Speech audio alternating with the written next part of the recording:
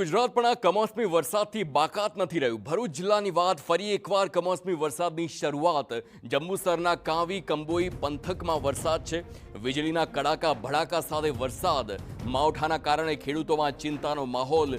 દક્ષિણ ગુજરાતના ખેડૂતોને પણ ચિંતા પોતાના પાકને લઈને સતાવી રહી છે, કારણ કે સમગ્ર ગુજરાતમાં આ પ્રકારે હવામાન બદલાયું છે।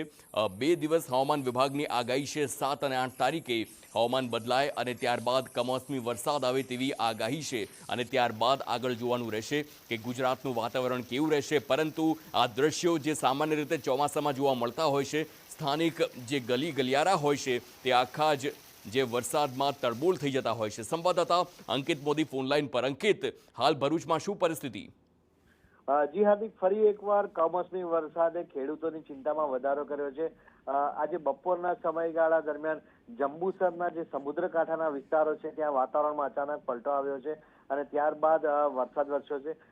વરસાદ જે કડાકા ભડાકા સાથે તેજ વરસાદ વરસ્યો છે અને જેના કારણે સ્થાનિક પંચાયતમાં ચોક્કસ ખેતીને વધુ નુકસાન થવાની શક્યતા વ્યક્ત કરાઈ રહી છે। જી હાર્દિક, આભાર અંકિત સમગ્ર માહિતી બદલ।